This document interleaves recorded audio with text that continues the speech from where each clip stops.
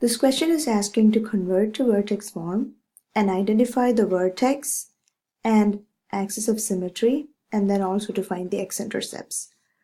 So in order to do that, there are several different ways to do that. I'm just picking one of the ways to do this problem. So in this method, we always want to make the coefficient of the leading term as 1, or as the coefficient of the quadratic term as 1. So since this is -1, I want to get rid of this negative from here first. So what I have to do is I have to divide by a -1 throughout this equation. Okay, so that I don't want this -1 here, to cancel that -1. So I divide by a -1, divide by a -1, divide by a -1, divide by a -1. We know that f of x is also called as y. F of x is also the same as y. So I'm going to rewrite this question over here.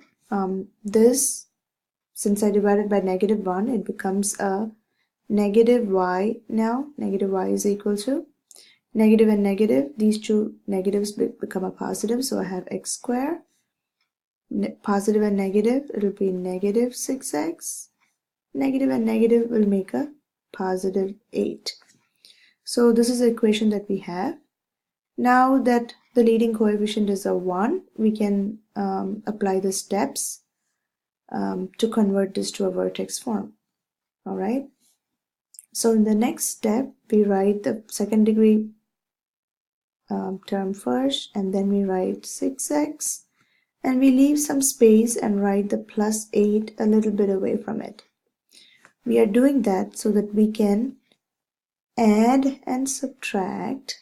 We're going to add and subtract half of the linear term. Okay, half of the linear term, and you square it. Okay, whenever you have a quadratic equation like ax squared plus bx plus c, b is your linear term. So whatever is the coefficient of your x, take that number, divide it by 2 and square it. That's what we're going to add and subtract here. So if we compare this to a quadratic equation, to ax squared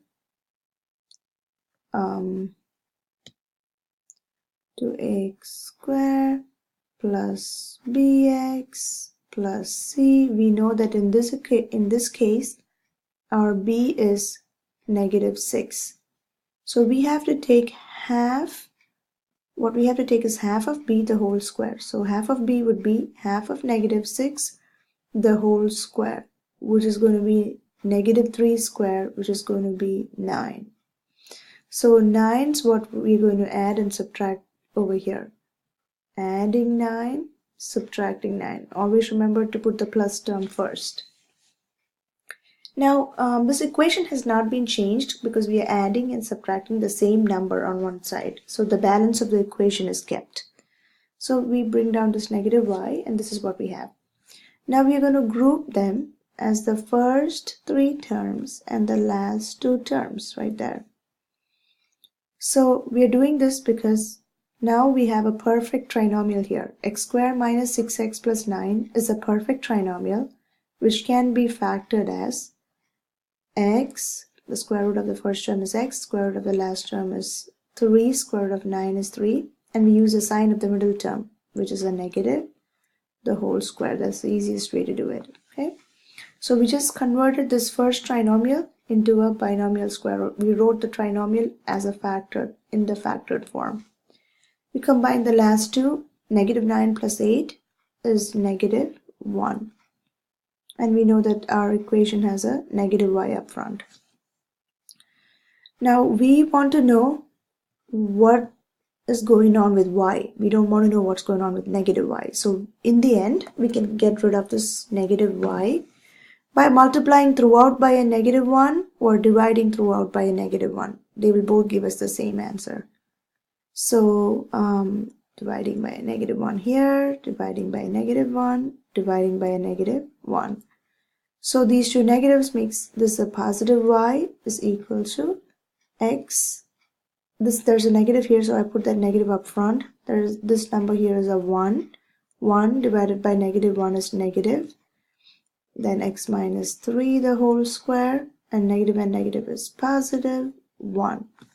So now we can compare this to the vertex form of a parabola.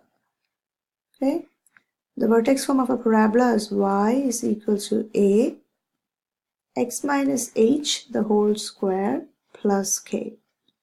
So from this formula, by comparing, we can know that a is a negative number, which is -1 in this case.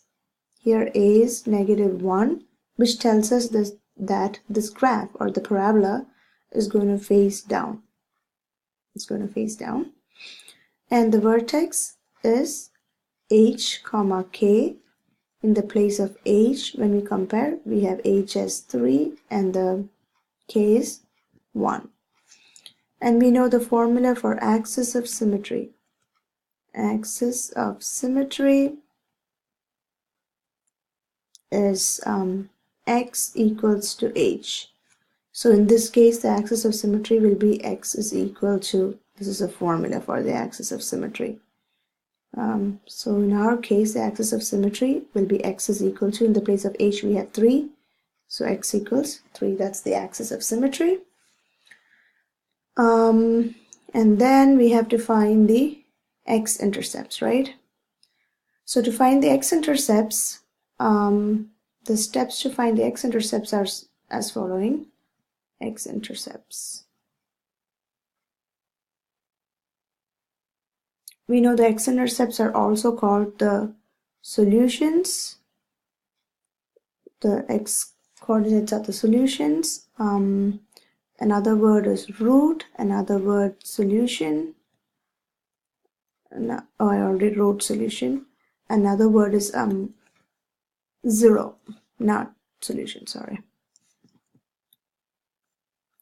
Is zero. Zeros of the function. They're all basically mean the same thing. So how to find that? To find the x-intercept, you put y equals 0, and you have to solve for x. And we have in this equation, in this first equation,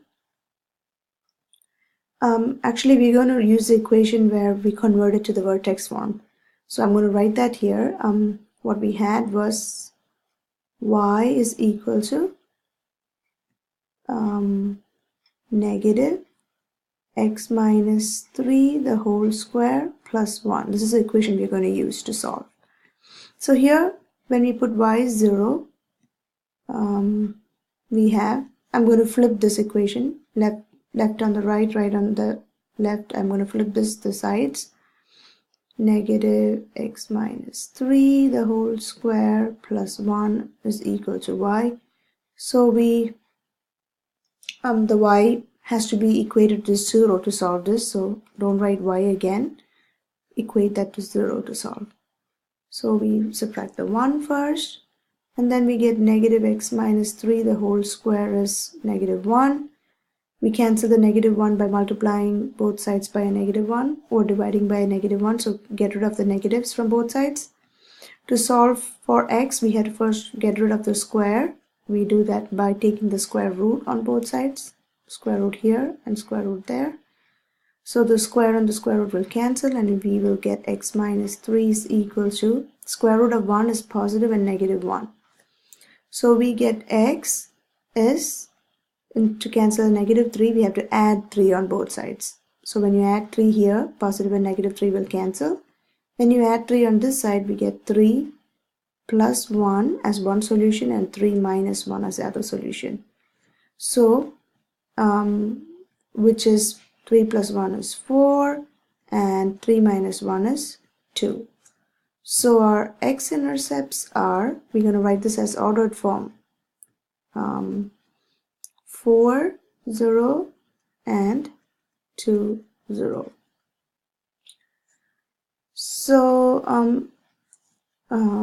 just to show you guys, if we graph this, this will be a parabola facing down, and the axis or the vertex, sorry, will be at 3, 1. So at 1, 2, 3 and 1 up, so that'll be the vertex, and this is going to be a parabola facing down, and that's 2, that's 3, and that's 4. So we know the x-intercepts are 4 and 2, so since it's facing down, it's going to go through 2 and through 4 like that. And the axis of symmetry is this line in the middle. This is the axis of symmetry. Axis of symmetry.